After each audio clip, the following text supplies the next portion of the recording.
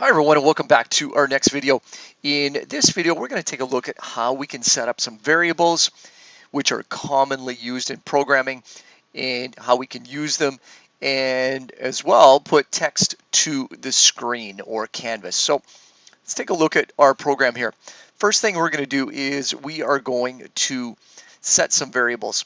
We're going to have a variable called radius, and we're going to set it to an initial value equal to 5. We are going to have a constant for pi. As you know, pi is equal to 3.14. So I'm going to use the constant command. I'm going to set pi equal to 3.14.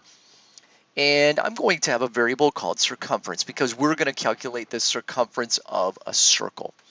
We're going to set up the canvas size to be 400 by 400. And we are going to set the background to be green. And then we're going to do a calculation. And the way we do that is we put in a formula, and over on the right hand side is where we do the calculation. We are finding circumference, and to do that we take 2 times the value of pi, which we've declared as 3.14, times the radius, which in this example is equal to 5. We're going to complete that calculation, and then what it will do is it will take what's on the right and put what's on the left. In other words, it will fill the answer into the variable called circumference. We're going to set the text size to 15, and we are going to put to the screen using the text command. The text command can put strings to the screen or integers or whatever we want, we can put to the screen. In this case here, we're putting if the radius is, and then these 2 arguments here determine the location of where we put the text.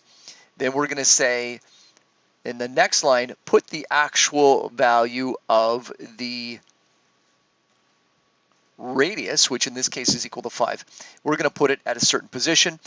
Again, use the text command again. Then their circumference is, we're going to place it at the screen at this position. We're going to put the actual circumference that it calculated at this position, and we're going to put the word units at this position here.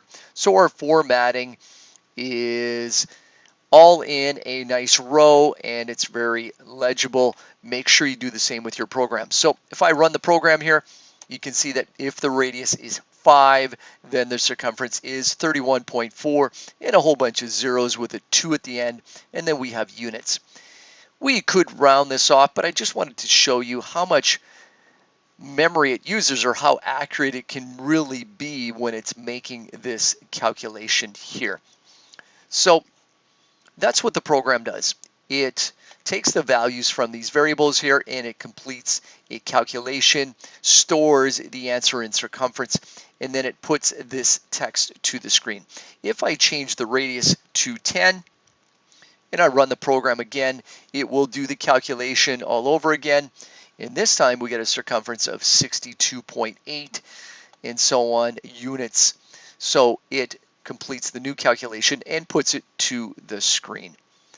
So that's it for this tutorial. I suggest you open up P5 and do the same thing just to make sure you can get it all figured out. If you have any questions, just come and see me in class. That's it for this video. We'll see you next time.